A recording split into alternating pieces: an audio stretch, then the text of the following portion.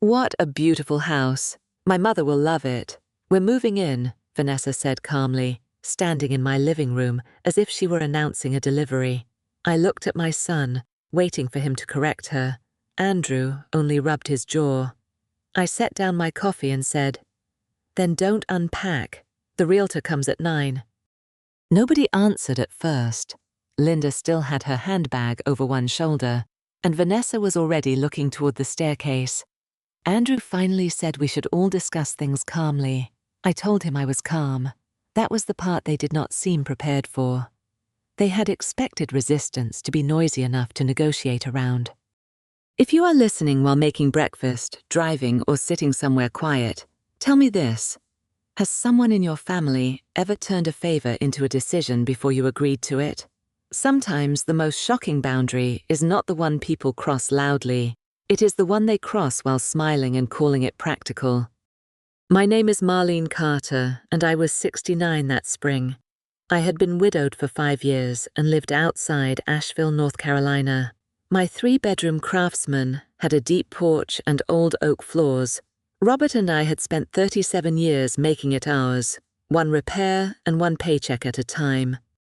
The house sat on a quiet street where dogwoods bloomed white in April, and neighbors still waved from slow-moving cars.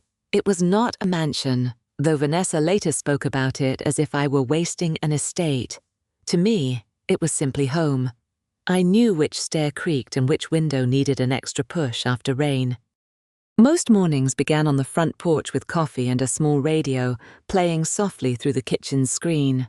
I watered 2 pots of geraniums, swept pollen from the steps, and checked the mail before the heat settled in. Retirement had taught me that a peaceful routine is not empty. It is something you earn the right to keep. Beside my front door were 2 ceramic number tiles Robert had made in a community kiln years earlier. The blue glaze was uneven, and one corner carried a thumbprint he had accidentally fired into the clay. He hated that flaw. I loved it. Perfection had never been the point of anything we built together. Robert had been a cabinet maker with the patience to measure twice and still check again. He repaired the porch rail, rebuilt the pantry shelves, and made half the furniture Andrew grew up around. He believed a house should show the hands that cared for it. I agreed, which was why I never replaced the odd little number tiles. Andrew was our only child. He was 43, broad-shouldered, good with numbers, and deeply uncomfortable with conflict. As a boy, he would apologize to both sides of an argument, even when he had nothing to do with it. Robert used to say Andrew could smell tension from another room and would volunteer to absorb it. That quality made him easy to love and hard to rely on when someone stronger had already made up their mind. He did not lie often. He simply delayed saying no until another person had filled the silence with a plan. I had protected him from the consequences of that habit for years without admitting what I was doing. Vanessa entered his life when he was 35. She was organized, efficient, and rarely uncertain in public. At first, I admired that. She booked vacations 6 months ahead, brought labeled containers to family dinners, and remembered every appointment. Andrew seemed relieved to live beside someone who always knew the next step. There is nothing wrong with being decisive. The trouble begins when decisiveness stops checking whether anyone else has agreed. Vanessa could turn a suggestion into a schedule faster than most people could finish the conversation. I noticed it first with holidays, then restaurants, then small family plans that somehow arrived already confirmed. Linda Shaw, Vanessa's mother, was different. She was 66, recently widowed, and quieter than her daughter. I had always liked her. We exchanged birthday cards and sat together at school concerts. She never acted entitled to my home. That mattered later, because not everyone inside a bad plan understands how it was made. The trouble began with a phone call 2 weeks before Vanessa made her announcement. She told me Linda's landlord had sold the rental property and would not renew the lease. Linda had 60 days to move. Vanessa sounded worried, and I was worried too. Losing housing at that age can make every other problem feel suddenly larger. I asked what Linda wanted. Vanessa said they were looking at senior apartments and smaller rentals near them. I offered to help search and told her I knew 2 women from the library who might know good places. Vanessa thanked me. At no point did I offer my house. I remember that clearly, because later everyone spoke as if I had. A few days later, Andrew called and mentioned how expensive the apartments were. He said one place wanted more than $3,000 a month before utilities. I sympathized. Then he laughed and said, "Meanwhile, you have all that space." The sentence sounded casual, but something in me noticed it and stored it away. I told him spare bedrooms were not the same as available housing. Andrew said he knew and quickly changed the subject. We talked about his work and the tomatoes I had planted beside the garage. The conversation ended warmly. Still, I stood in the kitchen afterward wondering why he had needed to make that comparison at all. That Saturday, I changed the sheets in the guest room because Linda was coming for lunch with Vanessa. I did it out of habit, not expectation. Robert had believed any guest deserved a clean room even if they never saw it. The folded quilt looked bright in the afternoon light, and the whole house smelled faintly of lemon polish. They arrived just before noon. Linda brought a pie. Vanessa brought nothing except a large tote bag and the restless energy of someone already late for a plan only she could see. Andrew came separately and kissed my cheek at the door. He looked tired. I asked if everything was all right. He said, "We'll talk later." Lunch itself was pleasant. Linda told a story about her old neighbor, Andrew, asked about my garden, and Vanessa complimented the kitchen cabinets Robert had built. Then her questions shifted. She asked which bedrooms stayed coolest in summer, whether the downstairs den had a full bath, and how much storage was available in the garage. I answered 2 questions before asking why she wanted to know. Vanessa smiled and said she was only thinking through possibilities. Linda looked down at her plate. Andrew reached for more tea. I noticed both reactions. When the people beside a confident person become quiet at the same moment, it is often because they know the next sentence. After lunch, Vanessa stood and asked Linda if she wanted to see the rest of the house. I said nothing at first, because Linda had visited before. But this tour felt different.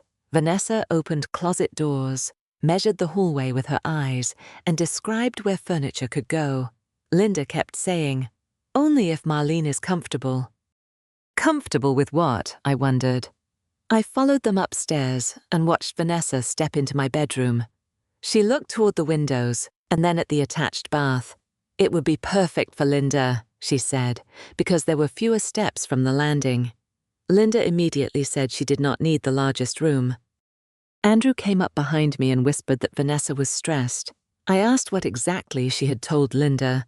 He said they were exploring options. I asked again. His eyes moved toward the floor.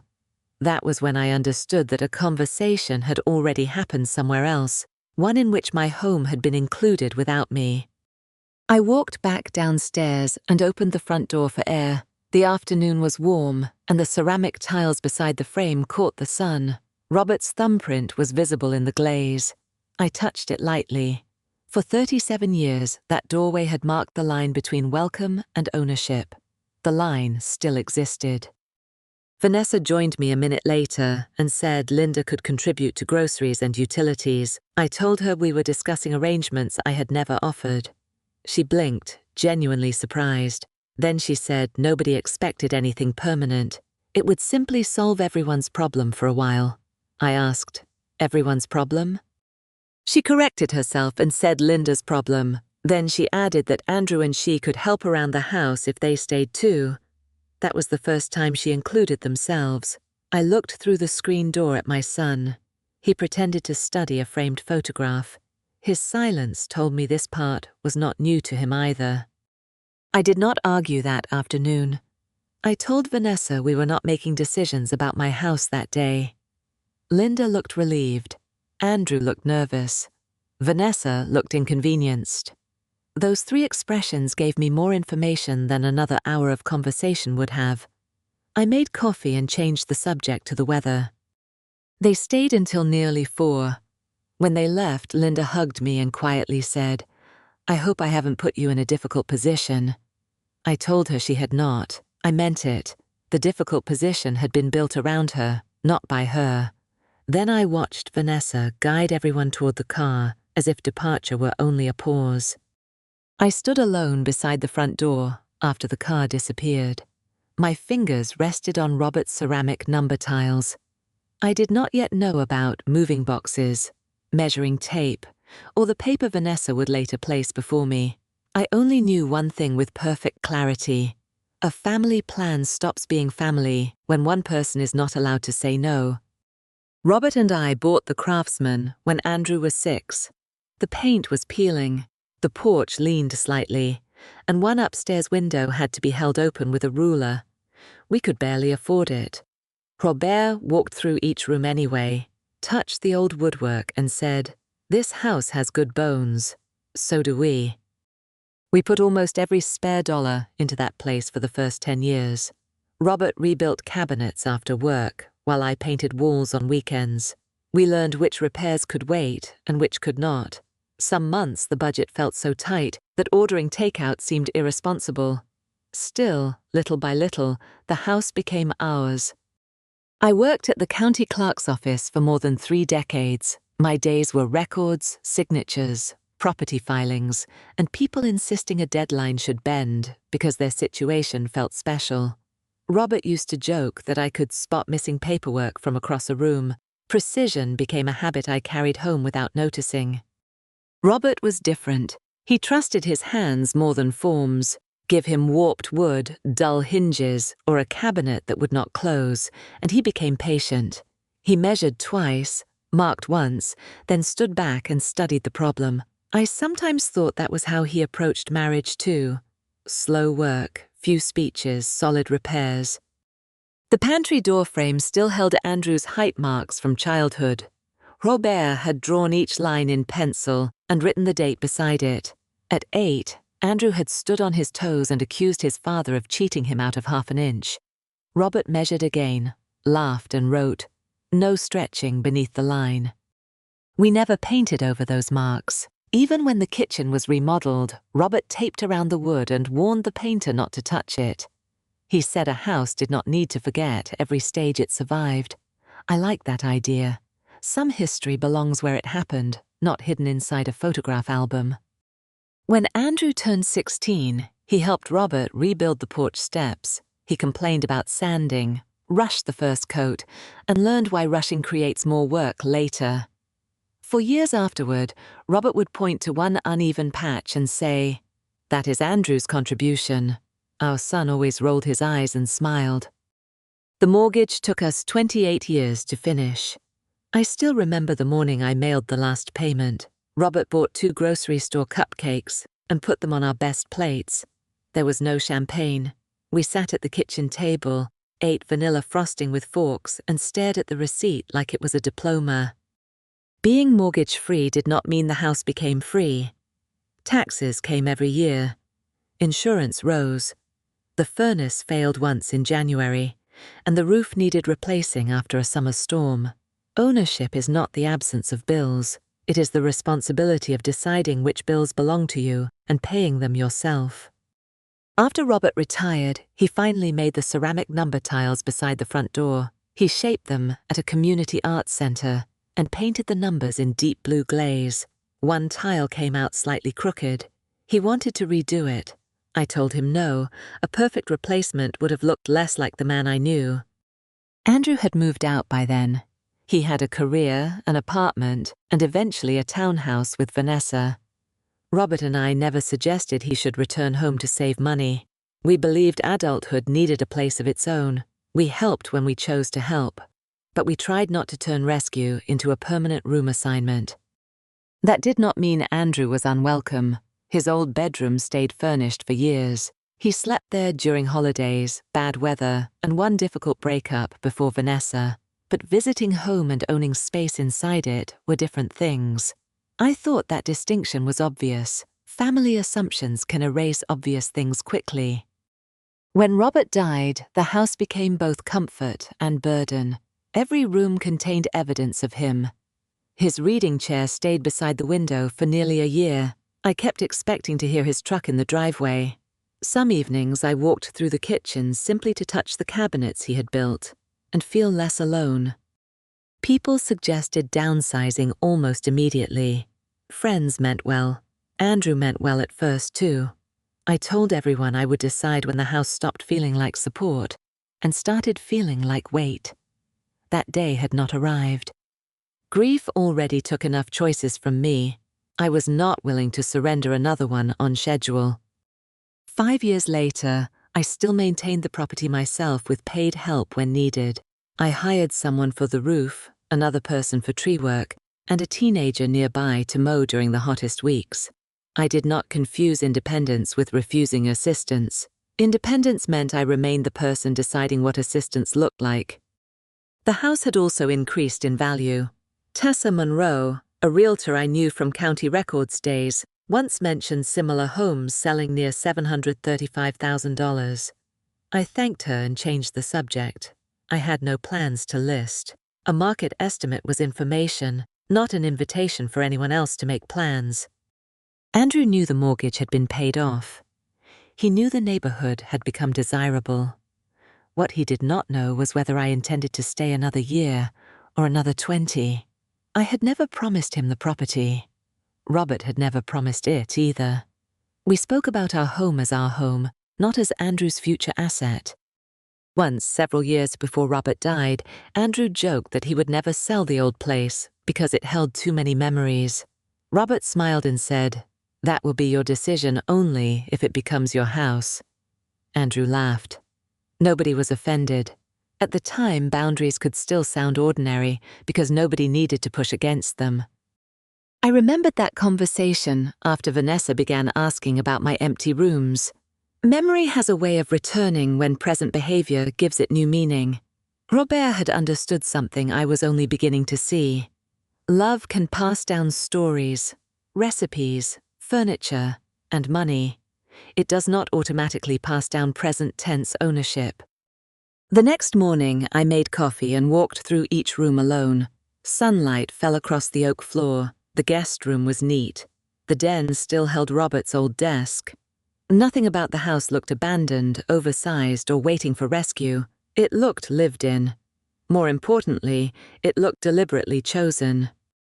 I opened the hall closet and found the small metal box where we once kept mortgage statements. The final paid notice was still inside. I had forgotten saving it.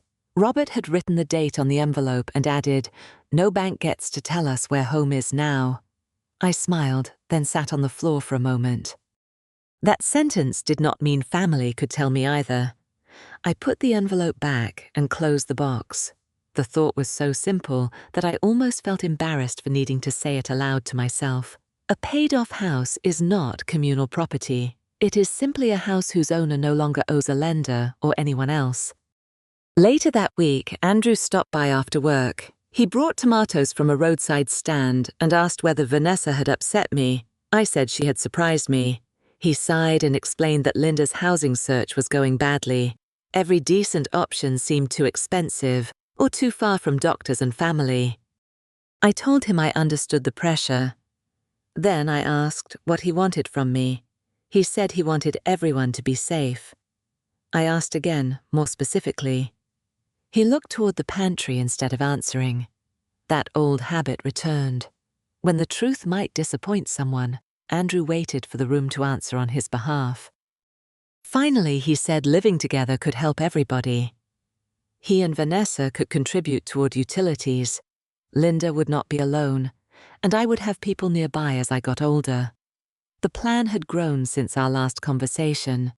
It no longer solved only Linda's problem. Now my age had been added as a reason I should want it too. I said, "I am not lonely, Andrew." He immediately told me he had not meant that. I asked whether I had ever told him I needed someone to manage the house. He said no. Then I asked whether I had invited anyone to move in. Again, he said no. His answers were quiet, but they were finally honest with me. We sat at the kitchen table with the tomatoes between us. I told him sympathy for Linda did not create an obligation for me. He nodded and said Vanessa was only trying to find a workable solution. I replied, "A solution is only workable when every person carrying the cost has agreed to it." He had no argument for that. Before leaving, Andrew stopped beside the pantry door frame. His fingers traced one of the old pencil lines. He smiled and said he could not believe he had ever been that short. I smiled too. For a moment, the house returned to what it had always been between us, a place that remembered him without belonging to him. After he left, I touched the same pencil mark. I thought about how parents confuse memory with obligation. We preserve bedrooms, school papers, holiday traditions, and little marks on walls because love makes us sentimental. But sentiment does not convert a child's history inside a house into a permanent claim on the deed. That evening, I stood outside and looked back at the porch Robert rebuilt, the windows we replaced, and the ceramic numbers beside the door. The house carried our family's history, certainly. But history and ownership were not the same thing. A home can hold your family's story without becoming your family's property. The week after Andrew's visit, Vanessa called me with a list of apartment prices. She sounded tired rather than angry. One place wanted a deposit large enough to make Linda nervous. Another required a long drive to her doctor. I listened carefully because the problem was real, even if the solution Vanessa preferred was not. She told me Linda's lease would end in less than 7 weeks. The new owner planned renovations and would not extend anyone month to month. Linda had packed 2 closets already, though she still did not know where she was going. I could hear cardboard moving in the background while Vanessa spoke. The deadline felt close. I offered to spend Thursday looking at listings with them. Vanessa hesitated, then agreed. I printed several possibilities from the library computer and made notes about elevators, parking, and nearby pharmacies. Helping someone search for a home felt useful. It did not require me to surrender mine. That distinction mattered. We met at a senior apartment complex north of town. The lobby smelled faintly of coffee and furniture polish. Linda liked the garden, but the monthly cost made her face tighten. Vanessa asked about discounts, waiting lists, and smaller units. The manager answered kindly. None of the numbers became easier. Linda kept her coat on. At lunch afterward, Linda said she could manage something modest if she used savings, but she worried about how long those savings would last. I understood that fear. Retirement turns time into arithmetic in ways younger people rarely notice. I told her we would keep looking before anyone made a rushed decision. Her worry was reasonable. Vanessa thanked me, then said, "Of course, there is still the family option." She used the phrase as if we had all agreed on what it meant. I asked which option she was referring to. She looked surprised and said, "Your place, if the apartments keep being ridiculous." Linda immediately stared at her plate. I noticed Linda flinch. I said my house was not a backup apartment. Vanessa raised both hands and told me she was only speaking practically. Then she listed the advantages again: no rent, familiar neighborhood, room for everyone, and help for me later. I noticed how quickly Linda's housing emergency had become a plan for 3 adults. I kept my voice level. Andrew joined us by phone before we left the restaurant. Vanessa put him on speaker and summarized the apartment prices. He sighed and said, "Mom has all that space." I looked at the phone on the table. That phrase had become a refrain. Empty square footage was slowly being treated like unclaimed land. Linda stayed very quiet. "Space is not permission," I said. Andrew went quiet. Vanessa answered instead, saying nobody wanted to force anything. I told her that repeating a plan after I had not agreed to it was beginning to feel like force without the volume. Linda whispered that we should keep looking at apartments. I did not soften it. We did. Over the next 2 weeks, we toured 3 more places. One was affordable, but far from Linda's church. Another had a year-long waiting list. The third was clean and pleasant, but the monthly cost frightened her. I never stopped sympathizing. Sympathy simply did not change the deed to my house. We kept taking notes. Between those tours, Vanessa began sending me messages about my spare rooms. She asked whether the guest room had a full-size bed and whether the den could hold another dresser. One morning she wanted to know if the garage had enough room for Linda's boxes. I answered only the questions that did not assume an agreement. Then she sent a photograph of a folding screen and wrote that it would give me privacy if I used the downstairs den. I stared at the message for several seconds. Nobody had asked whether I intended to leave my bedroom. I typed, "I am not moving rooms." Her reply came quickly, "Just thinking ahead." I did not answer at once. That phrase began to irritate me more than I expected. Thinking ahead sounds responsible. It can also become a polite way to make decisions before the person affected has consented. Robert used to say plans were only useful after everyone holding a tool knew what was being built. Vanessa had skipped that part. The wording stayed with me. One afternoon, Andrew stopped by to drop off a jar of local honey. He stood in the kitchen longer than necessary and finally said Vanessa was panicking. Linda's deadline was approaching, and every option seemed bad. I told him panic did not make my house available. He nodded, but his shoulders remained tense. I waited for the real ask. He asked whether I would consider letting Linda stay temporarily while they figured things out. That was the first direct request anyone had made. I appreciated the difference. I told him I would think about a short emergency stay for Linda alone if needed, with clear dates and no assumptions beyond that. I thanked him for asking. Relief crossed his face too quickly. Then he said Vanessa, and he might need to stay some nights too so Linda would not feel isolated. I looked at him. The request had expanded before I finished answering the first version. Andrew stopped speaking. He knew exactly what I had noticed.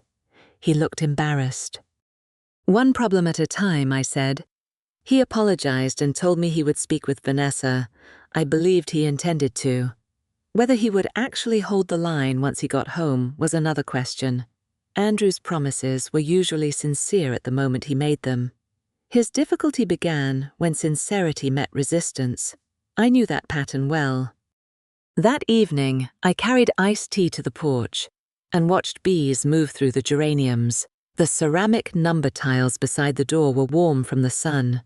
I touched Robert's crooked blue glaze and reminded myself that helping Linda did not require me to solve every fear surrounding her.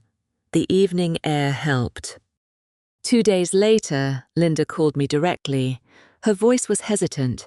She asked whether I truly wanted her to stay with me. I told her I had not made that decision. Silence followed. Then she said, Vanessa had made it sound nearly settled. I closed my eyes for a moment, not from anger, but from confirmation. I let the silence breathe. I told Linda she had done nothing wrong. She apologized anyway. I asked what she wanted if money were not the only issue. She said she wanted a small apartment near her doctor, a grocery store, and people her age. She did not say she wanted my bedroom, my den, or my son living down the hall. That answer sounded honest. That answer changed the problem for me. Vanessa was not only making plans with my house, she was also speaking for Linda. I suggested we call 2 non-profit housing offices and ask about waiting lists, transportation, and income-based programs. Linda sounded relieved to have something concrete to do. We had a better task now. The next morning, I made those calls. One office had no openings. Another had a list that moved slowly, but offered counseling about local options. Nothing was solved. Still, facts felt better than assumptions. By noon, I had written 6 phone numbers on a yellow pad and taped them beside my calendar. Small steps steadied me. Vanessa called that evening and asked why Linda had contacted housing offices. I said, because Linda wanted choices. Vanessa replied that choices were wasting time when the obvious solution was sitting in front of us. I asked, obvious to whom? She exhaled hard enough for me to hear it through the phone. Her certainty surprised me. She said I was making everyone anxious by refusing to be flexible. I reminded her that I had offered help searching, rides to appointments, and even considered a temporary stay for Linda alone. That is flexibility, I said. Giving you my house is something else. Vanessa did not answer for several seconds. My answer stayed the same. Then she said, "No one is asking you to give us the house."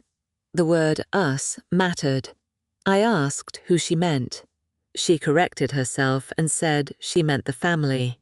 I wrote the phrase down after the call ended. People reveal plans accidentally when their language moves faster than their caution. I underlined that word. The following Saturday, I found 3 cardboard boxes stacked just inside my garage. Each had Linda's name written across the top in black marker. I had not put them there. Andrew later admitted Vanessa had dropped them off after helping Linda pack. He said it was only temporary storage. I asked why nobody had asked me first. He apologized and offered to pick them up. I told him to do that before sunset. The boxes themselves were harmless. What bothered me was the direction of movement. Linda's belongings had begun arriving before any agreement existed. A plan was trying to become real through small facts placed inside my space. I stood beside them a while. Andrew collected the boxes that evening. Before leaving, he stood beside his car and said he hated being caught between people he loved. I told him he was not between us. "You are beside the person whose plan you keep refusing to question," I said. He looked hurt, but he did not tell me I was wrong. Afterward, I walked through the guest room and closed the closet door Vanessa had opened during her first tour. I smoothed the quilt, lowered the blinds, and switched off the lamp. The room was empty, but it was not available. Empty rooms are still owned rooms. That truth felt almost embarrassingly simple. Then I closed the door. I paused beside the front door before bed. Robert's ceramic numbers caught the porch light, one straight and one slightly crooked. They marked an address we had chosen, paid for, repaired, and protected. I still wanted Linda to find a safe home. I was simply no longer willing to let anyone solve that problem by quietly renaming mine. Vanessa called on Wednesday morning and said she wanted to bring Linda by for coffee. She mentioned nothing about housing. Linda and I had always been friendly. I did not want tension around her lease to turn her into someone no one could discuss normally. I made lemon bars, set out plates, and put on coffee. They arrived just after 10. Linda wore a navy cardigan and carried the same brown handbag she took everywhere. Vanessa walked in behind her with a notebook and a measuring tape sticking from one pocket. I noticed it immediately.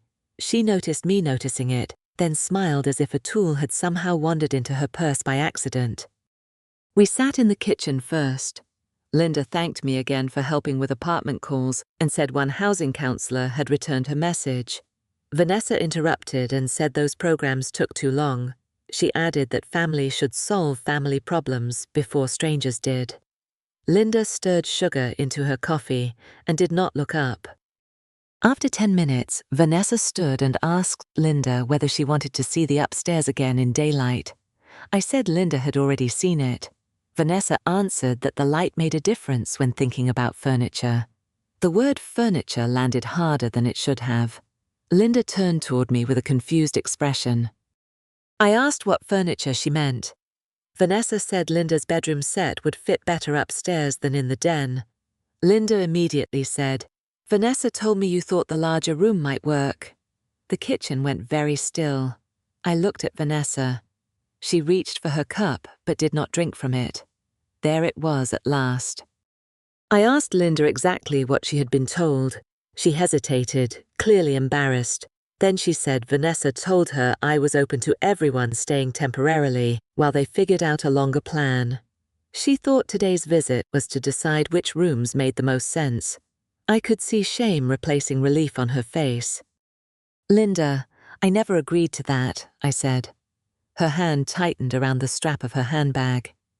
She apologized at once and said she would never have come to look at rooms if she had known. I believed her.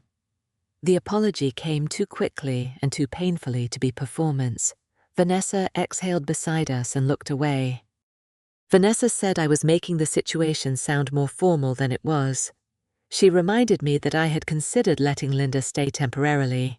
I told her I had considered a short emergency stay for Linda alone, with clear dates if no other safe option existed. That was not an invitation for 3 adults to move into my home. She said Andrew, and she would only be there to help. I asked why Linda had been told they were moving too. Vanessa said because it made no sense for Linda to adjust to a new place alone. I looked at Linda, who seemed surprised by that explanation as well. Plans were multiplying faster than consent could follow. We moved to the living room because none of us wanted the coffee anymore. Sunlight crossed the old oak floor and reached the cabinet Robert had built beneath the window. Vanessa began describing where Linda's favorite chair could go. I said, "Please stop placing furniture in rooms that have not been offered." She frowned. Andrew arrived 15 minutes later. Vanessa had texted him while I was speaking with Linda, though she had not mentioned doing so. He came through the front door looking tired and immediately asked whether everyone could calm down. I said, "We are calm." Linda nodded. Vanessa was the only person pacing. Andrew rubbed his jaw.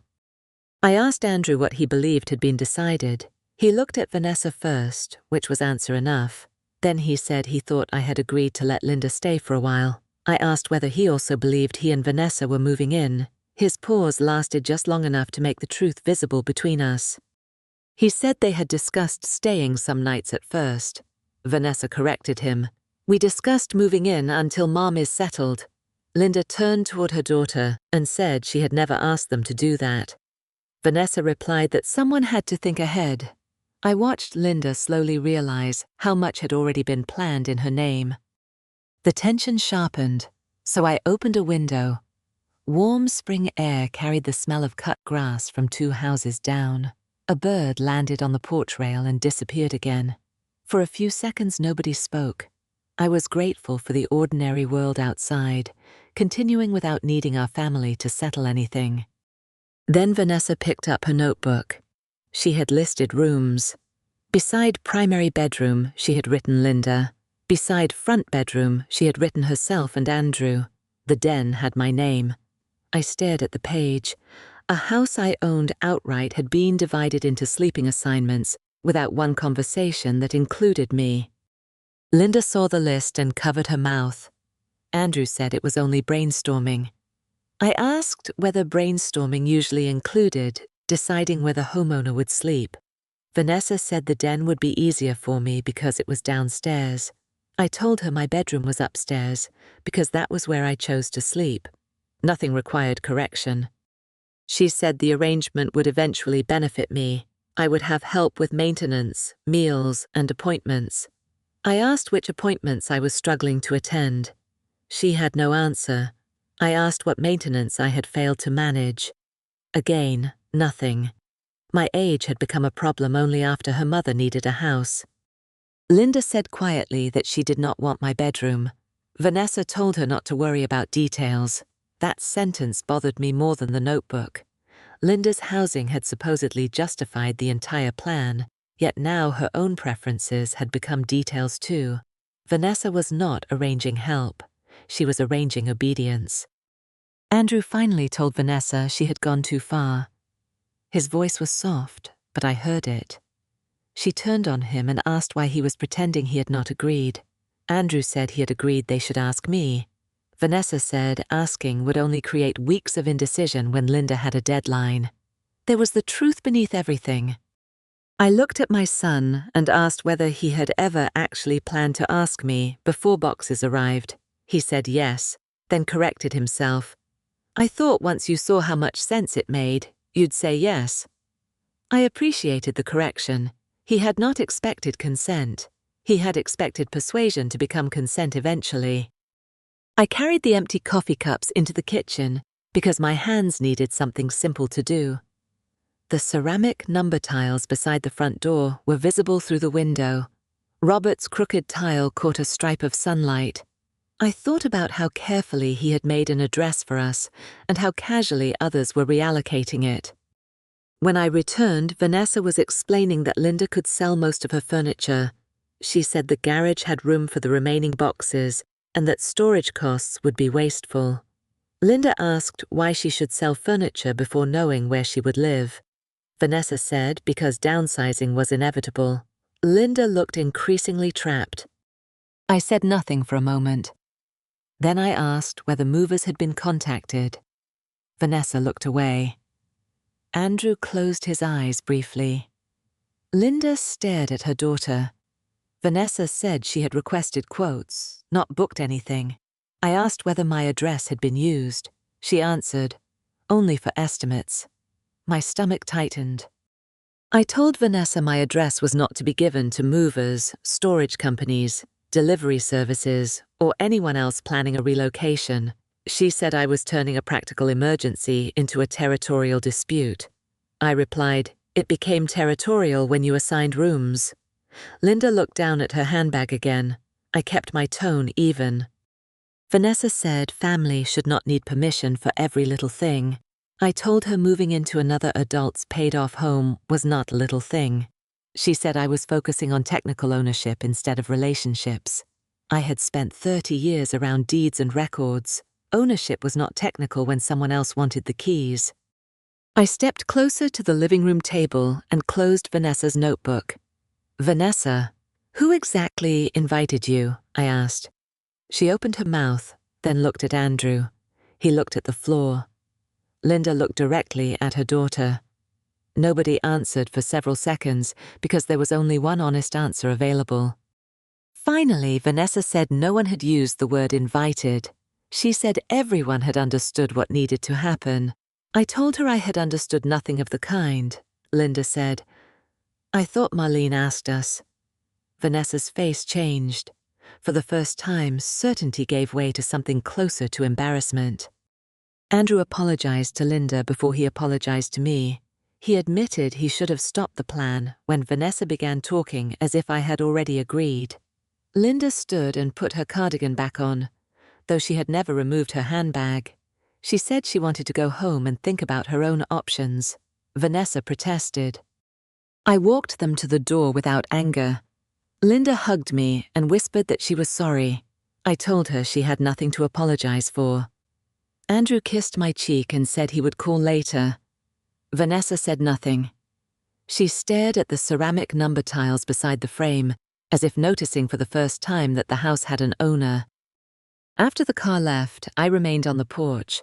Linda had stood in my living room carrying her handbag because some part of her had never felt fully invited. That detail stayed with me. A person preparing to move in sets things down. Linda never had. By then, even she understood something was very wrong. 3 days after the visit, I came home from the grocery store and found Vanessa's car in my driveway. She was standing on the porch with a tape measure, talking to Andrew through the open front door. I had not invited either of them over. The sight of that silver tape hanging from her hand told me enough. Andrew stepped outside first and said they had only stopped by for a minute. Vanessa said she wanted to check whether Linda's dresser could fit upstairs without scratching the hallway wall. I set my grocery bags on the porch bench and asked why any dresser needed measuring inside a house that had not been offered. Vanessa answered that Linda's deadline was getting close, and waiting until the last week would be irresponsible. She spoke with the calm certainty of someone explaining fire safety. I told her urgency did not convert my answer into yes. Andrew sighed and asked everyone not to turn another small thing into a fight. A measuring tape is not a fight, I said. Using it without permission is the problem. Vanessa looked at me as if the distinction were exhausting. Then she rolled the tape back into its case. The metal snapped sharply. For some reason, that sound made the whole afternoon feel more serious than her words had. I carried my groceries inside and put milk in the refrigerator. The kitchen smelled of basil and paper bags. I moved slowly because I refused to let their urgency become my pace. Robert used to say, rushed hands damage good wood. I was beginning to understand that rushed families can damage boundaries the same way. Vanessa followed me into the kitchen and opened her notebook. She had written dimensions beside the primary bedroom, the front bedroom, and the den. She also had measurements for Linda's bed and 2 dressers. I asked when she had measured those. She said she had done it while helping Linda pack the previous weekend. Andrew said the notebook was only practical preparation. I reminded him that preparation for an unapproved move was still preparation for an unapproved move. He rubbed his forehead and said he understood. Vanessa corrected him immediately. She said he understood the housing crisis, not my reaction to it. I looked at my son. "Which is it?" I asked. He did not answer. Vanessa did. She said they had less than 5 weeks before Linda needed to leave, and no suitable apartment had appeared. Then she said, "At some point, we have to stop pretending your house isn't the obvious answer." I stayed quiet and watched him closely. The phrase "obvious answer" stayed with me after they left. My home had somehow become a vacant solution simply because its mortgage was paid and several rooms were not full. Nobody asked whether I wanted more people in my mornings, my kitchen, or my evenings. Square footage had replaced consent in their thinking. 2 mornings later, a delivery truck stopped at my curb. The driver carried 4 flattened moving boxes and 2 rolls of packing paper to my porch. The label had Linda's name and my full address printed across it. I told him there had been a mistake. He checked his phone and said Vanessa Carter had placed the order online. I refused the delivery and asked him to return it. He was polite and did not care about the family story behind the boxes. I appreciated that. He simply scanned the package and carried it back. Watching the truck leave gave me a strange sense of relief. A box can be harmless and still represent a decision trying to arrive early. I called Andrew first. He said he had not known Vanessa use my address. I believed him. Then I asked whether he had told her not to. He went quiet. That silence mattered more. A person does not need to approve every step of a plan to help it continue. Sometimes refusing to interrupt it is enough to keep it alive. Vanessa called me 10 minutes later. She said the boxes were meant for temporary storage and accused me of embarrassing a delivery driver over nothing. I told her the driver had not been embarrassed. Then I said, "Do not send anything else here." She asked where Linda was supposed to put her belongings. I said, "Not here." That answer was shorter than the ones I used to give. I noticed it immediately. Explaining had become dangerous because Vanessa treated every explanation like an opening for negotiation. The more reasons I gave, the more reasons she tried to solve. A complete sentence sometimes needs no supporting paragraph. Mine did not. On Saturday, Andrew came alone and asked if I would reconsider storing a few boxes in the garage. I told him no. He looked around the kitchen and said I had plenty of room to spare. I pointed toward the pantry doorframe, where his childhood height marks still showed. "You had plenty of room here once, too," I said. He smiled sadly, then said he knew the house was mine. I asked whether he knew it only in theory, or also when saying no inconvenienced him. That question made him look away. I did not enjoy hurting him. I simply needed my son to understand that ownership mattered most when somebody else's plan depended on ignoring it. Later that afternoon, I sat on the porch with iced tea. The ceramic number tiles beside the door glowed blue in the warm light. Robert's thumbprint was still visible under the glaze. Those small tiles had always seemed decorative. Now they felt like a quiet declaration that an address belongs to somebody before it belongs to a plan. The following Monday, Vanessa returned with Linda. This time she had no notebook. Linda wanted to drop off a pie and tell me about an apartment she had toured. I invited them in. For 20 minutes the visit felt almost normal. Then Vanessa walked to the front door and touched the ceramic number tiles. She said the tiles made the entrance look dated. Before I understood what she intended, she lifted one carefully from its hook and held it against the brick. "Imagine something cleaner here," she said. My body reacted before my voice did. I stood up and crossed the room faster than I had moved all week. "Put that back," I said. Vanessa blinked. Linda looked startled. I held out my hand. Vanessa said she was only looking and that nothing had been damaged. I repeated myself. "Put it back." She returned the tile to my palm instead. The clay was warm from the sun and heavier than I remembered in my palm. I ran my thumb over Robert's uneven glaze, the corner with his fired thumbprint pressed against my skin. Vanessa said she could order modern numbers that matched the door hardware. I looked at her. "You are redesigning a house you do not live in. I said. Linda closed her eyes for a moment and said nothing.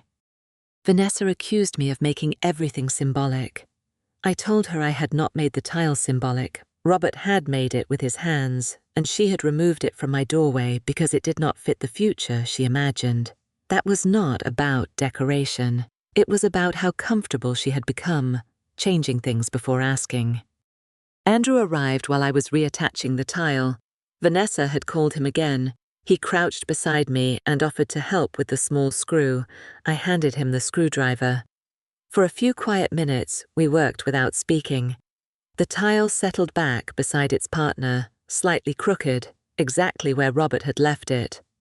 When we stood, Andrew told Vanessa she should not have touched it.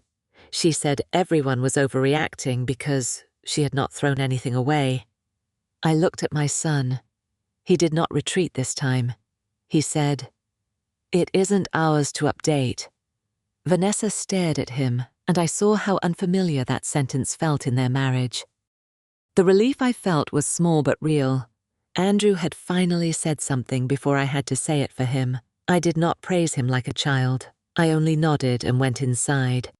Boundaries do not become stronger because everyone claps. They become stronger when the person who once avoided them learns to stand beside one. That evening, Vanessa sent a long message explaining that she was under pressure. Linda's move date was approaching. Deposits were high and storage costs were rising. She said she had been trying to make life easier for everyone. I believed she believed that. Good intentions can become trespassing when they stop asking and start assuming access. I replied with 3 sentences. Do not measure rooms in my house. Do not send belongings to my address. Do not remove or replace anything here. I read the message once before sending it. There was no insult in it, no threat. Only 3 boundaries stated in language too plain for anyone to misunderstand later. The next morning, Andrew called and asked whether I was really willing to let Linda face homelessness over a few rooms. The question hurt because it made compassion sound like surrender.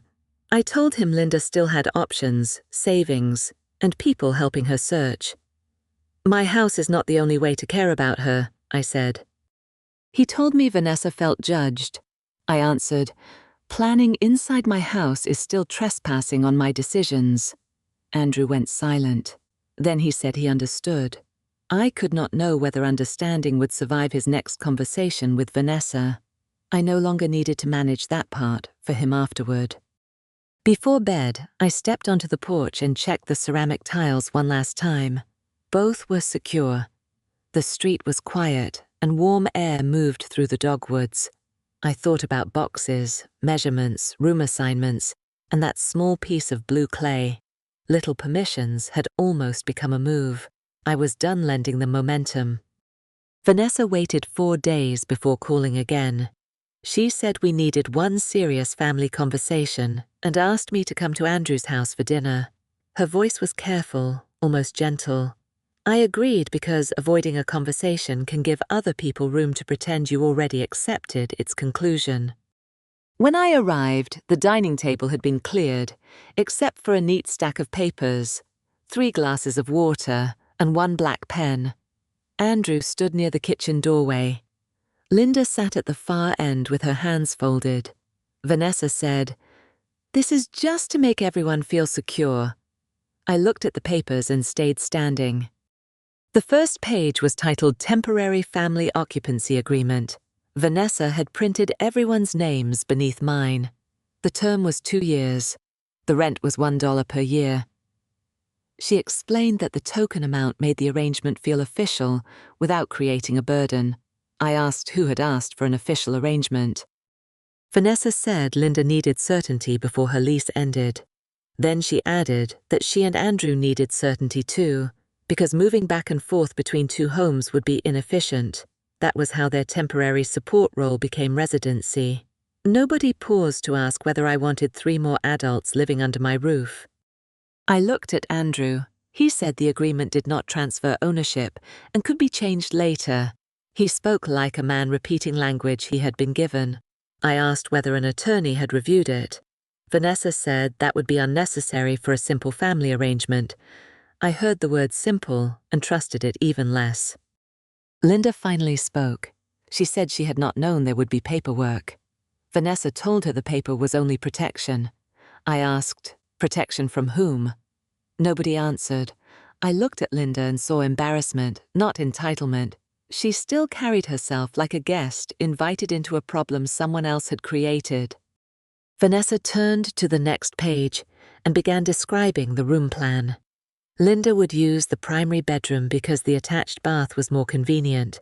Andrew and Vanessa would take the larger front bedroom. I would move downstairs into Robert's old den. She said it as calmly as if she were assigning seats at dinner. For a moment, I thought I had misunderstood. I asked her to repeat the last part. She did. The den had a half bath nearby, she said, and fewer stairs would be better for me as I aged.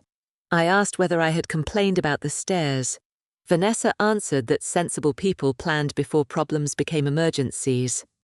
Andrew told me the den could be made comfortable. He said they could move Robert's desk into storage and bring my dresser downstairs. I stared at my son.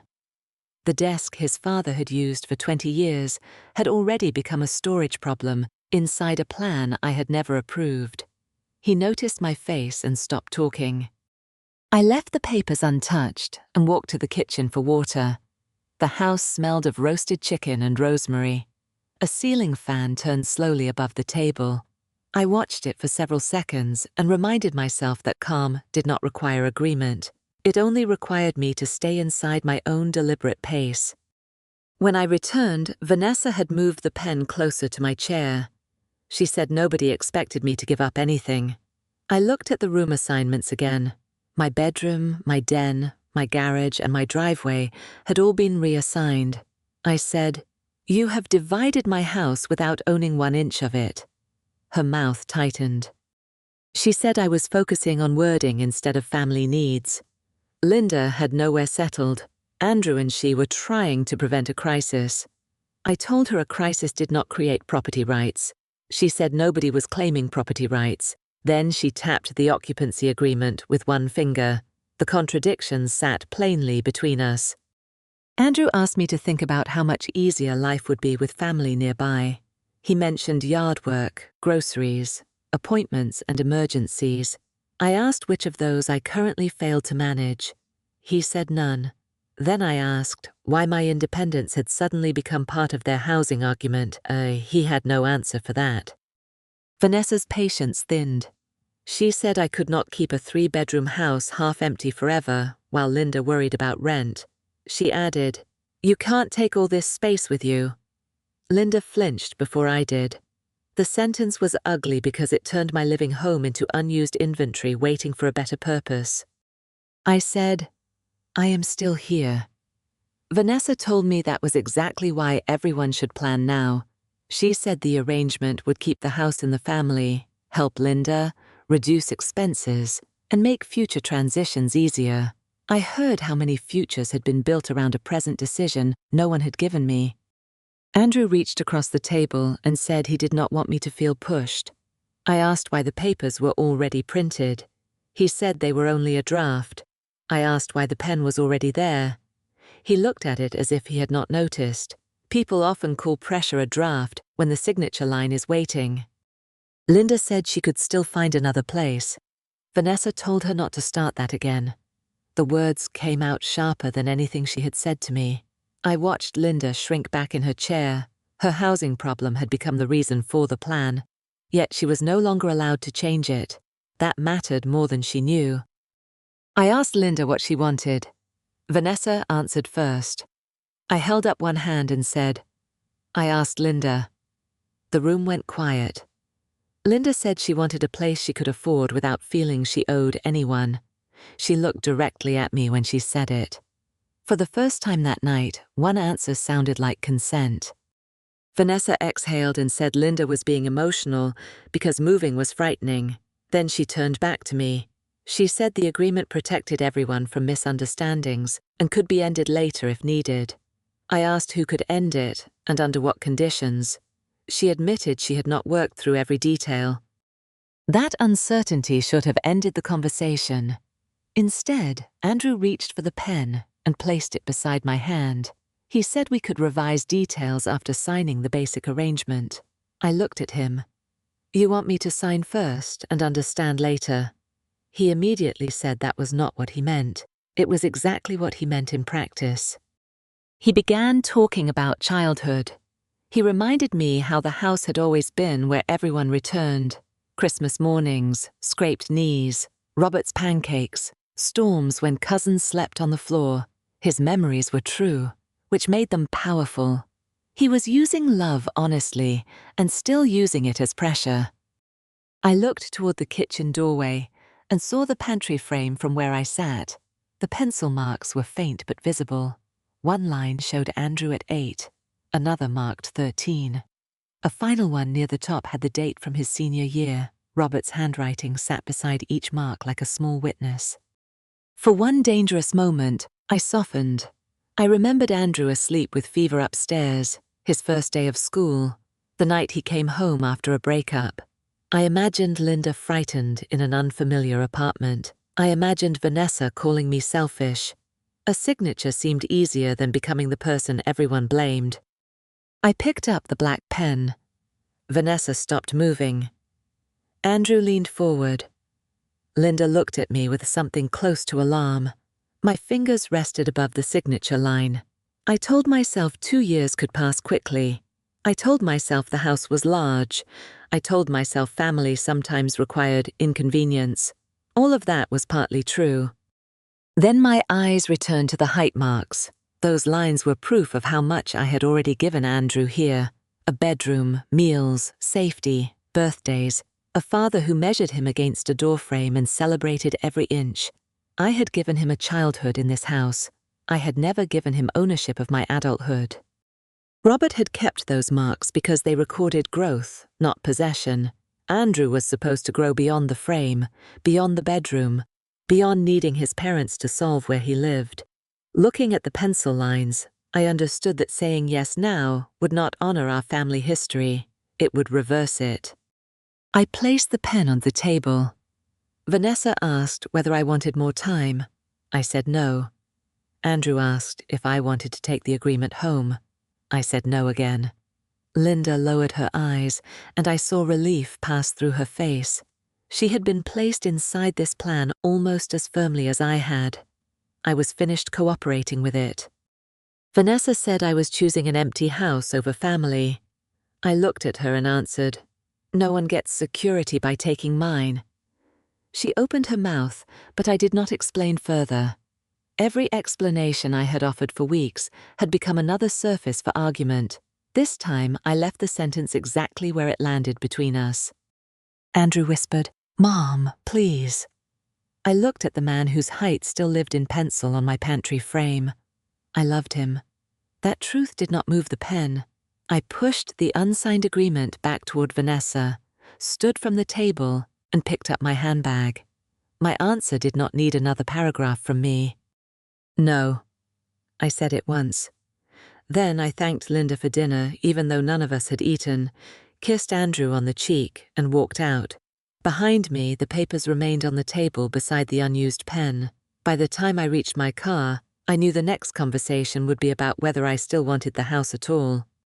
I woke before sunrise the next morning and went straight to the file cabinet in my den. I did not make coffee first. I wanted the deed, the old mortgage release, and every document showing exactly who owned the house. After weeks of emotional language, I needed paper that did not care who felt disappointed. Records had no feelings to manage. The deed was where I expected it to be, folded inside a clear sleeve. My name and Robert's had once appeared together. After his death, the recorded documents left title in my name. The mortgage satisfaction was there too. I read every page slowly, not because I doubted the answer, but because certainty changes the way fear behaves. For more than 30 years at the county clerk's office, I had watched people discover that assumptions and records were not the same thing. Family stories could be complicated. A deed was simpler. Mine did not say Andrew. It did not say Vanessa. It did not say Linda. It said the house belonged to me. I finally made coffee and carried the papers to the kitchen table. Morning light reached the pantry doorframe and the old pencil marks beside it. The sight no longer made me ache. Andrew had grown there. Robert had measured him there. Those memories were mine to keep, even if the walls someday belonged to someone else. That thought surprised me. For years, selling the house had felt almost like erasing Robert. I had never admitted that to Andrew because I did not want him worrying about me. I told everyone I was comfortable, which was true. I left out the quieter truth that comfort and permanence were not the same decision. After Robert died, I had toured 2 smaller townhouses without telling anyone.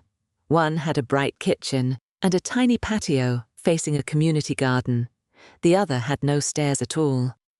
I drove home from both visits feeling disloyal, as if noticing another place meant I loved the life Robert and I built here less.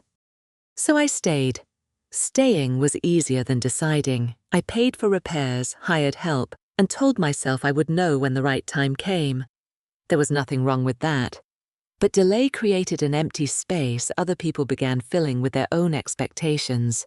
Vanessa had mistaken my hesitation for future availability.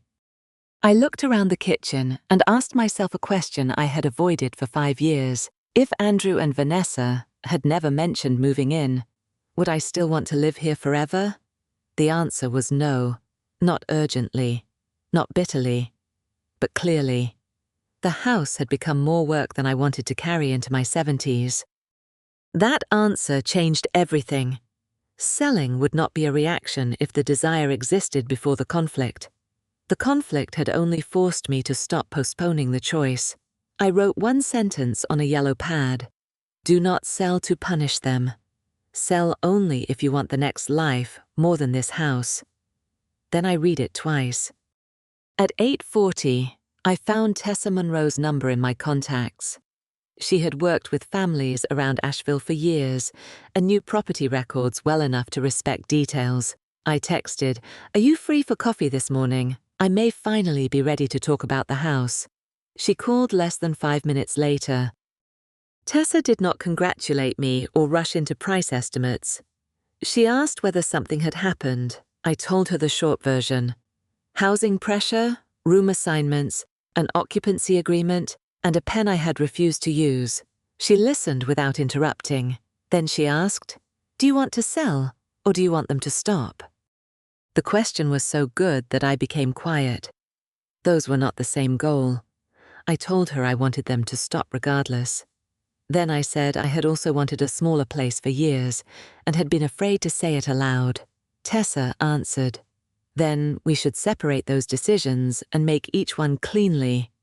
I wrote that down.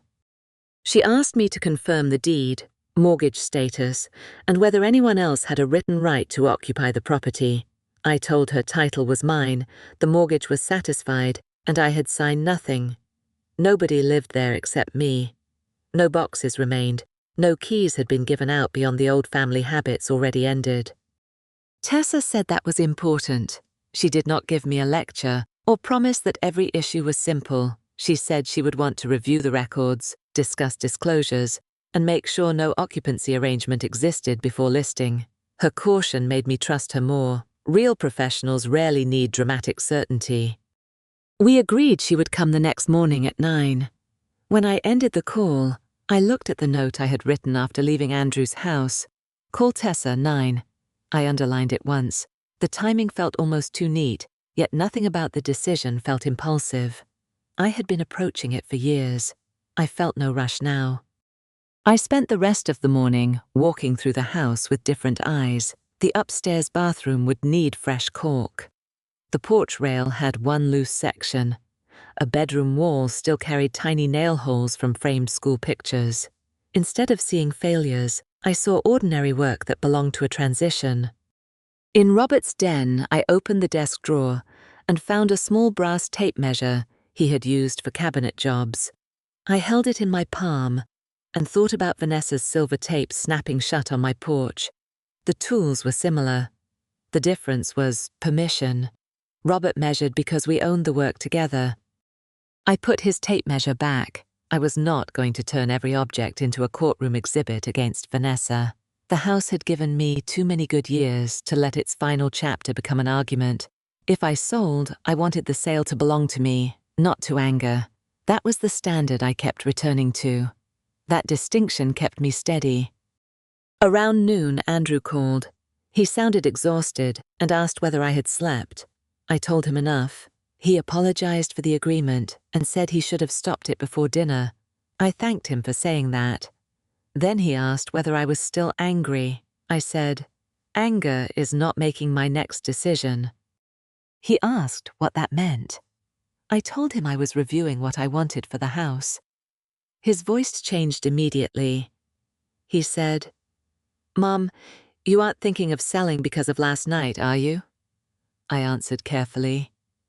Last night did not create the thought. It ended my habit of postponing it. He became quiet. Andrew said he would hate to lose the house he grew up in. I understood. I would miss it too. Then I reminded him that childhood memory did not require permanent ownership of the building. He said he knew, but grief entered his voice anyway. For once I let him feel it without trying to repair it. I did not soften the fact. I told him no final decision had been signed yet, and that I would not debate the house with Vanessa. He asked whether Linda's situation mattered at all. I said it mattered emotionally, but it did not decide what happened to my property. Helping Linda find housing and deciding my own future were separate responsibilities. After we hung up, I ate lunch on the porch.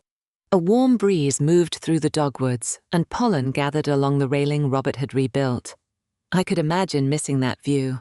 I could also imagine a smaller patio, fewer repairs, and mornings when leaving town did not require worrying about gutters or tree limbs. That afternoon, I made 2 lists.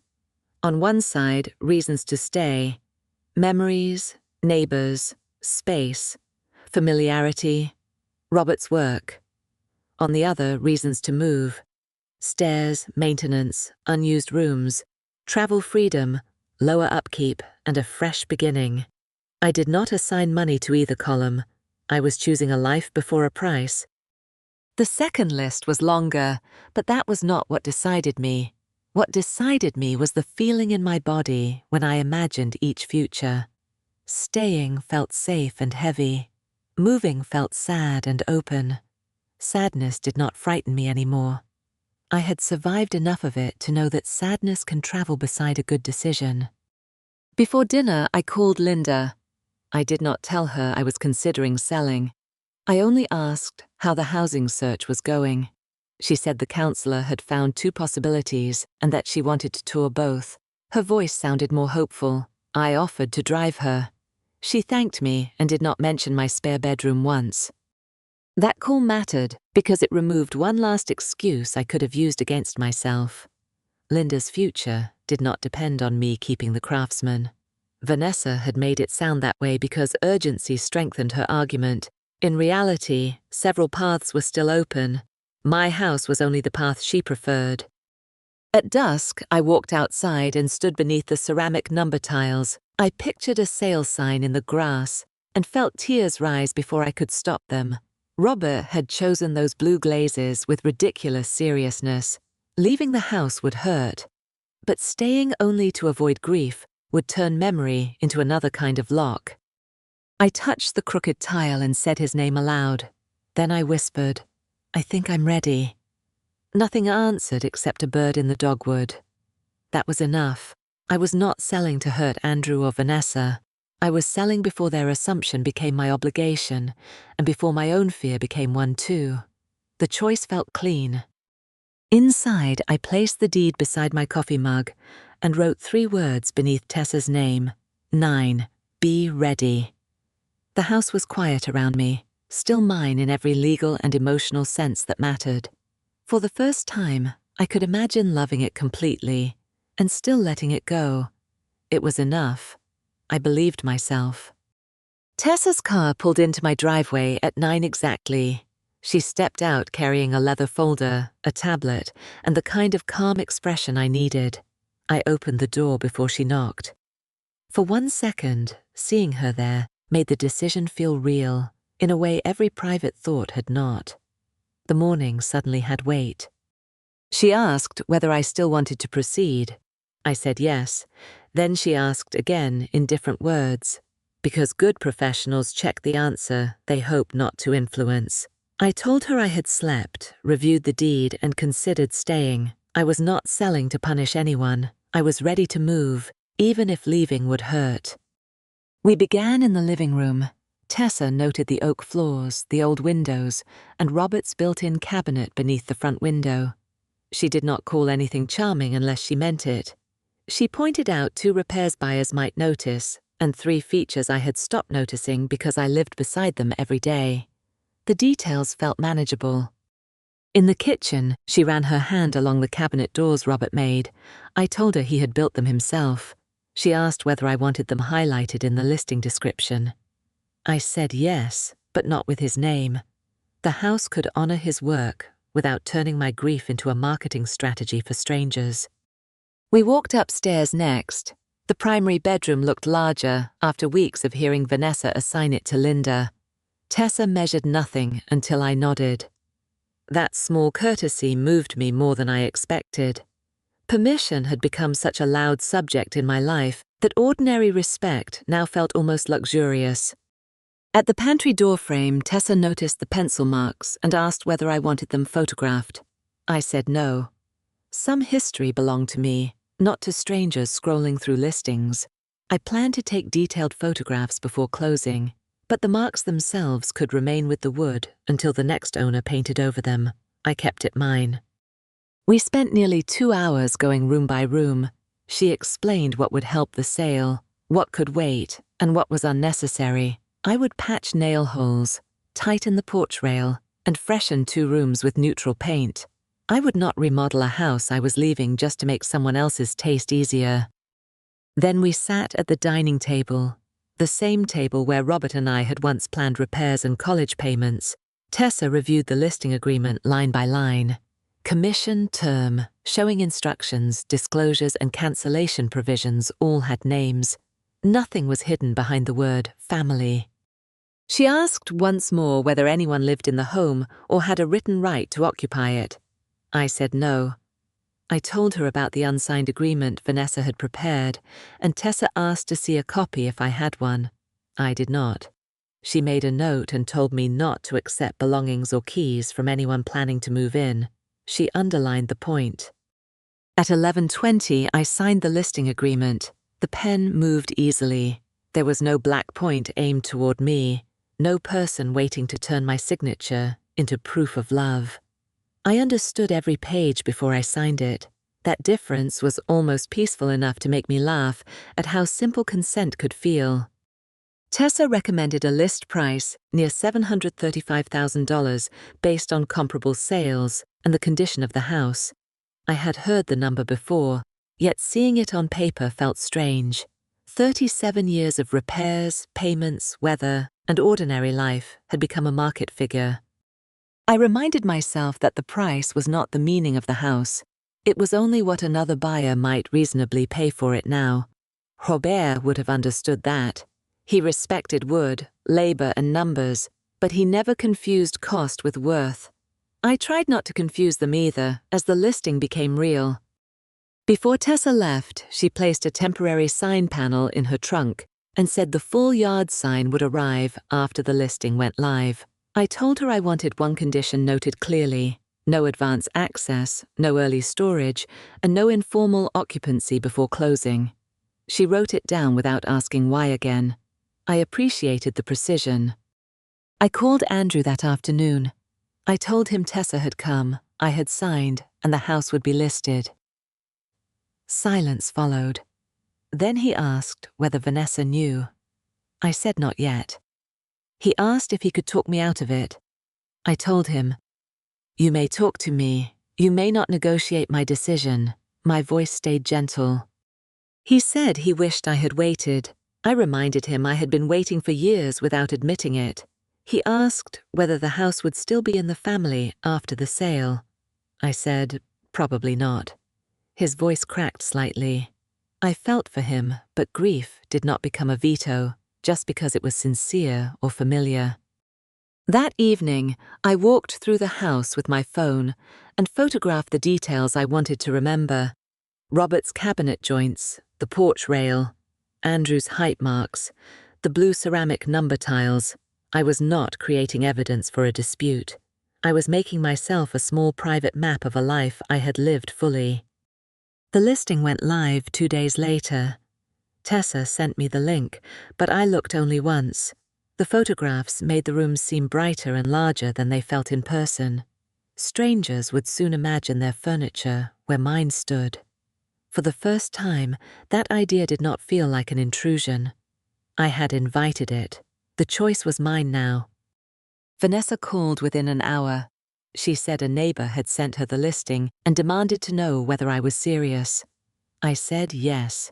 She accused me of selling because she had tried to help her mother. I answered, no, I am selling because I decided to move. She kept talking. I did not change the sentence. She said Linda now had nowhere to go. I told her Linda was still touring apartments and had never asked me to stop the sale. Vanessa said I was tearing apart a family solution. I replied, it was never my solution. Then I ended the call. I would not debate rooms that no longer belonged to their plans. The first showing happened Saturday morning. I took myself to a small cafe while strangers walked through my kitchen. I expected to feel violated. Instead, I drank coffee, read the newspaper, and watched people carry flowers through the farmer's market. For 2 hours, the house existed without needing me inside it. By the third day, there had been 6 showings. Tessa said interest was strong, but told me not to confuse attention with a good offer. I liked that. It was the same lesson I had been learning elsewhere. A person can appear eager, loving, practical, or urgent. None of those qualities replace terms you can live with. Attention was not commitment. The first offer came below asking price with several difficult conditions. I declined it. The second was higher, but depended on selling another property first. I declined that too. I did not feel desperate. A clean decision had made patience possible. For once, no family deadline was sitting beside my signature. A week later, Tessa called about a retired couple from Tennessee. They liked the porch, the cabinet work, and the garden. Their offer was close to asking price, financing was solid, and their requested timeline gave me enough time to move. Tessa walked me through every condition before asking what I thought. The timing suited me. I asked for one evening. She said of course. That night I sat on the porch beneath the ceramic number tiles and listened to insects gathering in the warm dark. I thought about Robert, Andrew, and every season held by those walls. Then I imagined waking somewhere smaller and feeling relieved instead of responsible. The next morning I accepted the offer. My hand trembled once when I signed the purchase contract, but not from doubt. Some good decisions still carry grief. Tessa witnessed the signature and explained the next steps: inspection, repairs, financing, title work, closing. The future became a sequence instead of a fear. When Andrew called later, I told him the house was under contract. He whispered, "Already?" I said yes. He asked whether I would reconsider if Vanessa apologized. I told him the sale was not a punishment waiting for an apology. That answer seemed to confuse him more than anger would have. I understood why. Vanessa sent 3 messages that evening. One said Linda's lease deadline had not changed. One said movers were difficult to reschedule. The last said I was forcing everyone into chaos. I answered only once. Do not schedule any move to my address. The house is under contract. Then I put the phone face down. 2 days later, the yard sign went up. I stood near the sidewalk while Tessa's assistant pressed the post into the grass. The white panel moved slightly in the breeze beneath Robert's blue number tiles. I expected the image to break my heart. Instead, it looked honest. The house was going somewhere new, too. I watched in silence. I began sorting cupboards that afternoon. Keep, donate, give to Andrew, take to the townhouse. I had not chosen the townhouse yet, but I knew the size of life I wanted next. Fewer stairs, less yard, a small patio, Enough room for Sophie-sized visits if I ever had grandchildren, but not enough for anyone to colonize. At sunset, I stood at the curb and looked back at the for sale sign. Behind it were the porch and Robert's uneven ceramic tiles. Vanessa and Andrew had made plans for my house before I had made one for myself. Now I finally had. The difference was simple. Mine began with my own permission, and that was enough. The moving truck arrived the following Saturday at 8:15 in the morning. I was wrapping dishes in newspaper when I heard the diesel engine outside. Through the front window, I saw a white rental truck stop at the curb. Vanessa stepped down from the passenger side holding a clipboard. My stomach tightened, but my hands stayed still. Behind the truck came Andrew's car with Linda in the back seat. I walked onto the porch before anyone reached the door. Vanessa smiled as if the hardest part had already been settled. She said the movers would only unload Linda's things into the garage for a few weeks. I looked at the truck, then at her. "No," I said. Her smile disappeared. She reminded me that Linda had to leave her rental soon and said the storage unit they wanted was full. I told her that changed nothing. The house was under contract. Inspections had begun, and no belongings would be moved inside.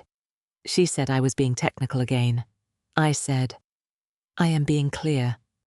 The driver stayed by the truck, wisely uninterested in our family argument. I walked down the steps and told him there had been a mistake. Nothing was authorized to be unloaded at my address. He asked Vanessa whether she wanted the shipment redirected. She began explaining. I turned back toward the porch and let her solve what she had booked. Linda got out of Andrew's car slowly. She looked from the truck to the for sale sign, then back to me. "I thought this was cancelled," she said. I asked what she meant. Her face changed before she answered. Vanessa had told her the listing was only a pressure tactic and that I would never actually go through with closing. I looked at Andrew. He rubbed both hands over his face. That gesture had become almost a language between us. I asked whether he had told Linda the same thing. He said no, but he admitted he had told Vanessa I might reconsider once things calmed down. Hope had become another excuse for them to keep acting as if my answer was temporary. I invited Linda to sit on the porch while the movers waited for instructions. She lowered herself into a chair and kept her purse in her lap. Vanessa remained standing. Andrew leaned against the railing. The morning was already warm, and the dogwoods barely moved. For several seconds, the only sound was the truck engine idling. Linda asked me whether the sale was real. I told her yes. The buyers had completed their inspection, title work was moving forward, and closing had been scheduled. I did not give her private details beyond that. Her eyes filled with confusion. She turned to Vanessa and asked, "Why did you tell me I was moving here?" Vanessa said she believed I would come around. Linda asked whether I had ever said that. Vanessa answered that families sometimes say no when overwhelmed, then change their minds later. I listened carefully. She had converted my repeated refusal into a temporary mood because accepting it as a decision would have ended her plan. I said, "My no was never a mood."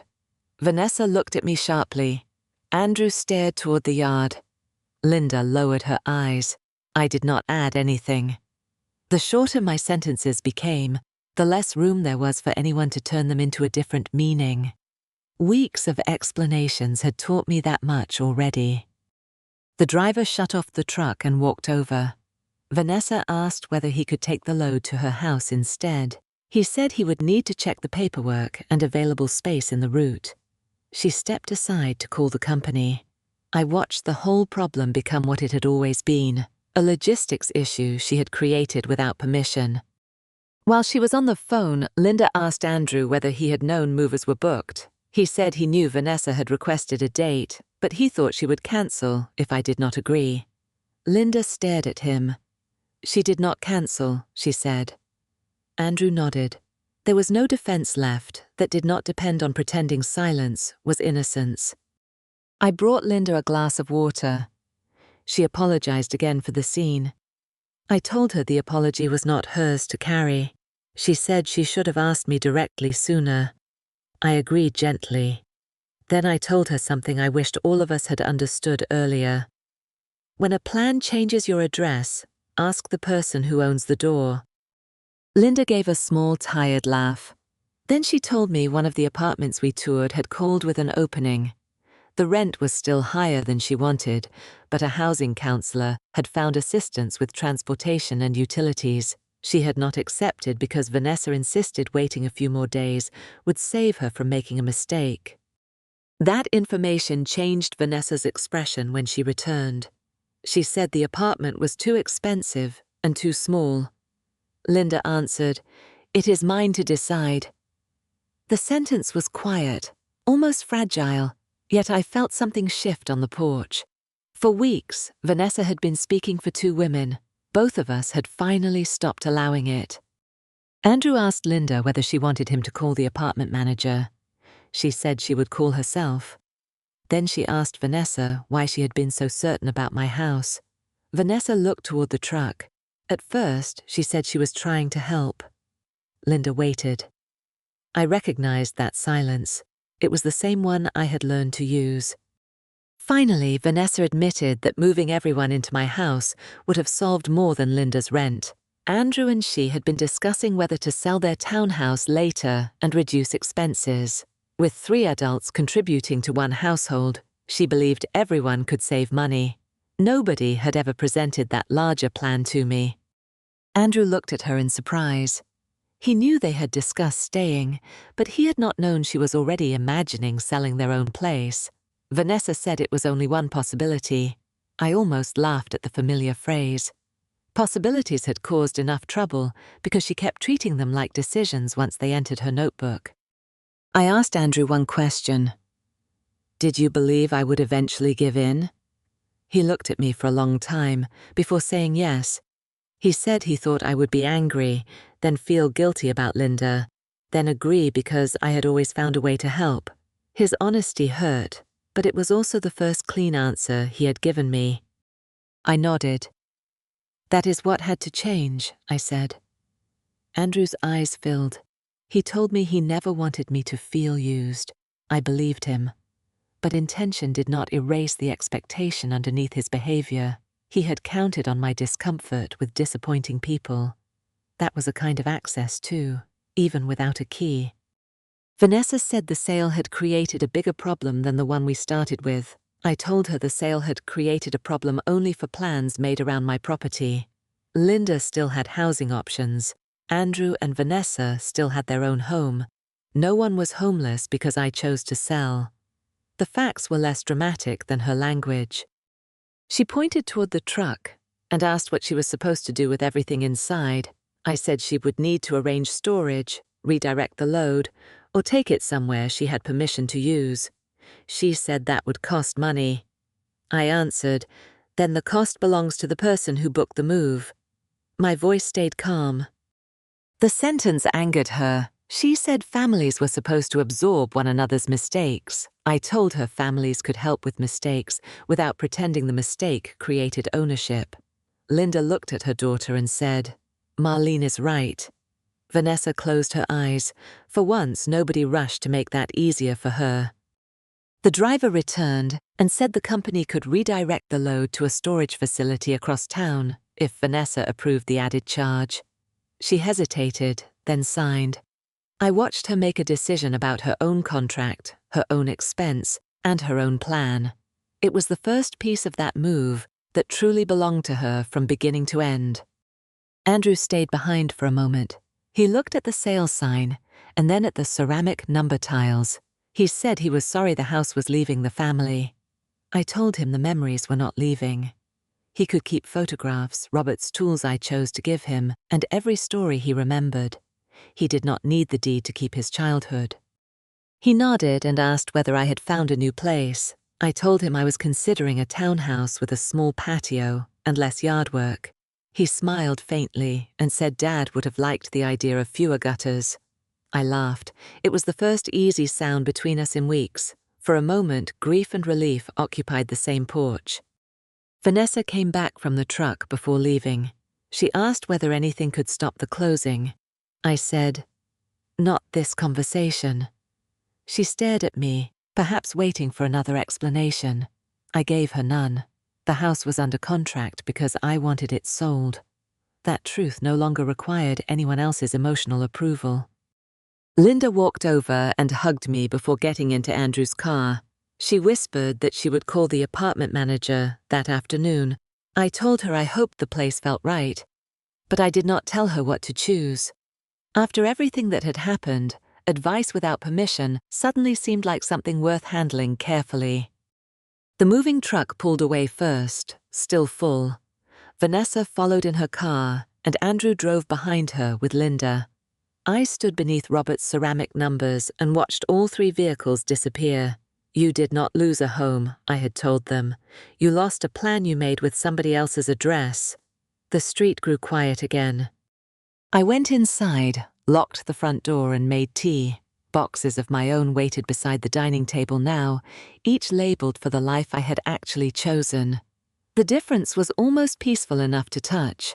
Someone else's truck had left full. Mine would come later, on a date I selected, carrying only what I had decided to take. Closing happened on a bright Tuesday morning in early June. I signed the final papers at a title office with Tessa beside me and a blue folder under my hand. The buyers were polite and excited. When the last document was complete, I handed over the keys without ceremony. 37 years became a finished chapter. I expected to cry in the parking lot. Instead, I sat in my car and felt very still. Grief was there, but it did not feel like regret. Robert had been gone 5 years. Selling the walls did not sell the marriage. I finally understood that memory could travel more easily than furniture, deeds, or the rooms that once held it. My new townhouse was 12 minutes away, close enough for familiar roads and far enough to feel different. It had 2 bedrooms, 1 level, and a small patio facing a community garden. The first morning there, I drank coffee outside and realized I could hear birds without also thinking about gutters, roof shingles, or tree limbs. The move itself was ordinary. Boxes arrived on the date I chose, carried by movers I hired, through a door that belonged to me. No one had assigned my room. No one measured without asking. I stood in the middle of the smaller living room and laughed. Consent felt luxurious when nothing in the space was being negotiated around me. Andrew helped unpack the kitchen. He asked before opening cabinets, which I noticed. When he wanted to move a chair closer to the window, he asked again. I did not praise him. I simply answered. Small changes in behavior matter more when they are allowed to remain ordinary. Respect should not require applause every time it appears. Vanessa did not come on moving day. Andrew said she thought I would prefer space, and he was right. I did not ask whether that had been her idea or his. Their marriage had enough work of its own. My new home did not need to become the room where they performed improvement for me. Distance was useful for everyone. Linda called that same week.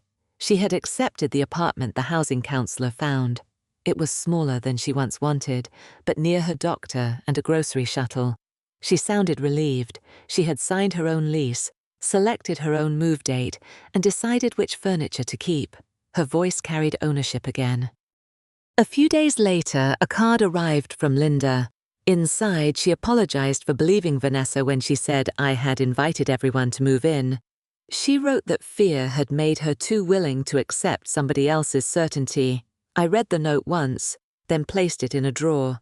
I did not need her shame. I only needed the truth. I sent Linda a housewarming plant and a short note, wishing her peace in her new place. I did not offer to pay her rent or fix the apartment. She had found a path that belonged to her. Helping did not require taking over. That lesson had become easier to practice once I stopped measuring love by how much difficulty I could absorb. Vanessa faced consequences that were less dramatic than she had predicted. She paid the redirected moving charge and several weeks of storage. She also had to explain to Linda why she had promised rooms that were never hers to promise. I heard about those conversations only through Andrew, and even then I asked for fewer details. For a while, Vanessa and I spoke only through brief messages. She thanked me for the plant I sent Linda and once asked whether I had settled into the townhouse. I answered politely. I did not pretend closeness had returned. Forgiveness can begin before trust does, and civility can exist without pretending the past never happened. Andrew began calling every Sunday evening.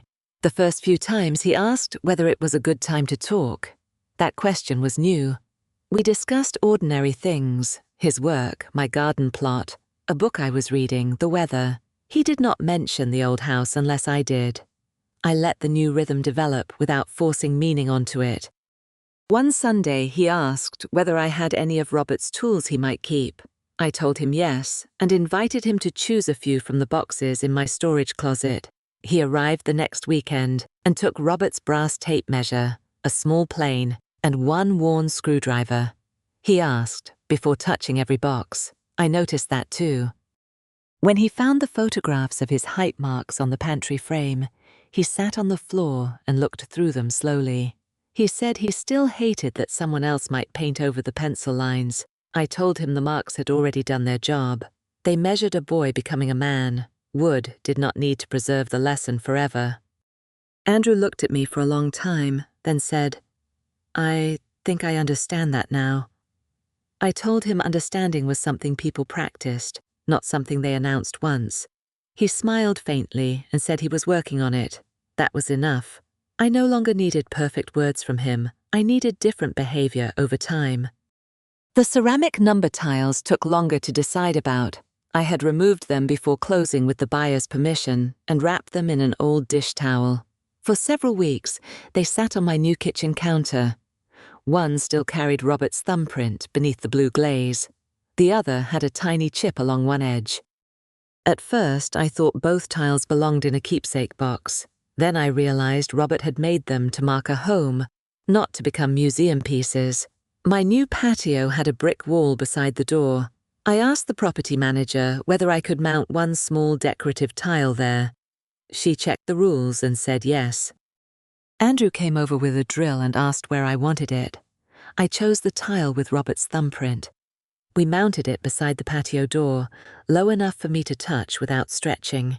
The number no longer matched my address, so it served no practical purpose. That made its meaning clearer, not weaker. The second tile stayed inside on a small shelf beside Robert's photograph. I liked having one piece facing outward and one kept close. The arrangement felt like marriage after loss. Part of what we built still belonged to the world. Part of it remained private. Neither part required me to live in the old house forever. By midsummer, my patio held 2 hydrangeas, a pot of basil, and one chair that caught the morning sun. I knew 3 neighbors by name. The community garden gave me a narrow raised bed, more than enough for tomatoes and herbs. Smaller did not feel like less. It felt like carrying only what still fit my life. Linda invited me to coffee at her apartment in July. I went because she asked, not because anyone arranged it for us. Her place had 1 bedroom, bright curtains, and a small balcony facing trees. She showed me where she kept her favorite chair. I did not suggest moving it. We both laughed when she noticed. Before I left, Linda said Vanessa had finally admitted she was terrified of becoming responsible for her mother's housing. I understood that fear. Vanessa had tried to solve it by controlling every available piece. Linda said they were working on talking without one person deciding first. I wished them well and left it there. I did not become Vanessa's enemy. I also did not restore the closeness we once had, simply because the crisis ended. When she visited months later with Andrew, she waited at the door until I invited her inside. She complimented the patio and did not suggest improvements. It was a small visit, and small was appropriate. At one point, Vanessa noticed the ceramic tile beside the patio door. She touched nothing. She only said, "Robert made that, didn't he?" I said yes. Then she nodded and told me it looked good there. I thanked her. No apology came that day, but restraint can be the beginning of one. I was willing to notice without demanding more. My relationship with Andrew changed in quieter ways. He stopped saying, "We're coming over," and began asking, "Would Saturday work?" He stopped assuming I would host every holiday. Sometimes I said yes. Sometimes I said no. The important part was that either answer could survive without becoming a family emergency. I learned something about my own habits too. For years, I had made myself easy to accommodate by asking for very little. Then I mistook other people's surprise at my boundaries for evidence that the boundaries were harsh. They were not harsh. They were simply unfamiliar because I had waited too long to state them clearly. On warm mornings, I sat beneath Robert's tile with black coffee and watched bees move through the hydrangeas. I missed the craftsman sometimes. I missed the porch, the oak floors, and the pantry marks. Missing a place did not mean leaving was wrong. Love can remain after ownership ends. That felt peaceful to me. If you have stayed with me through this story, tell me what you would have done. Would you have let family move in because the rooms were empty, or sold before the assumption became permanent? And if someone has ever made plans with something that belonged to you, your story may help another person recognize the line sooner. I never regretted calling Tessa. I never regretted refusing the agreement. I never regretted letting Andrew feel disappointed long enough to learn how to ask. Those choices did not destroy my family. They removed a false arrangement that had been standing where respect should have been. The difference became visible with time.